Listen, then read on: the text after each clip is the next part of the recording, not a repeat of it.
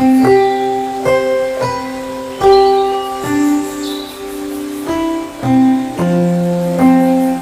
नाम डॉक्टर आदित्य कुमार सिंह है। मैं एसोसिएट डायरेक्टर हूं और unit head max smart super speciality hospital Saket नई दिल्ली में।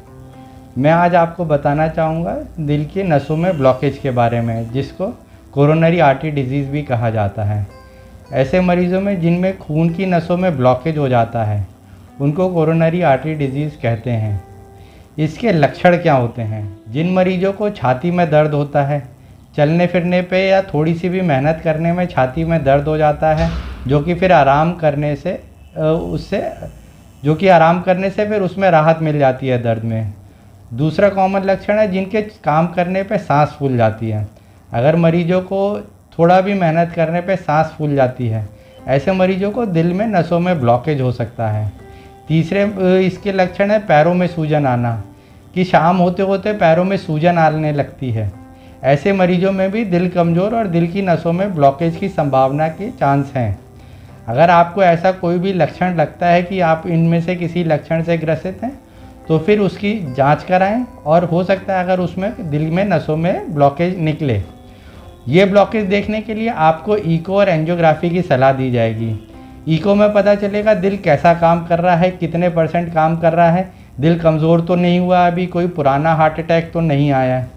एंजियोग्राफी में हमको एग्जैक्ट पता चल पाएगा कि खून की नसों में ब्लॉकेज है, कितना ब्लॉकेज है, उसका हमें क्या इलाज करना है।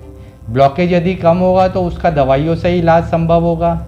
ऐसे मरीज अगर सही समय में एंजियोग्राफी करा लेते हैं और जांच में बीमारी पकड़ में आ जाती है, तो फिर बहुत सालों तक दवाइयों से ही उनका इलाज संभव होता है।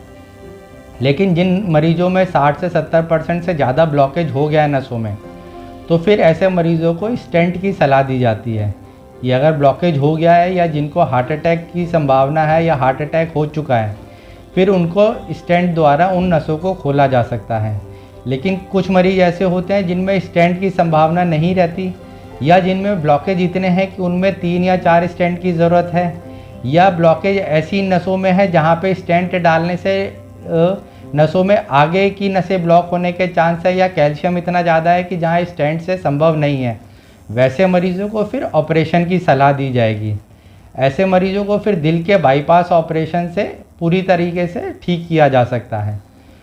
अगर दिल का बाईपास ऑपरेशन होता है तो ऐसे मरीज़ों को 1 से 2% खतरा होता है ऑपरेशन के दौरान, लेकिन शुरुआत के हफ्ते 10 दिन के बाद वो अगले 10 से 15 साल आराम से बिना किसी तकलीफ़ के दिल की तरफ से निश्चिंत होकर अपनी ज़िंदगी निकाल सकते हैं।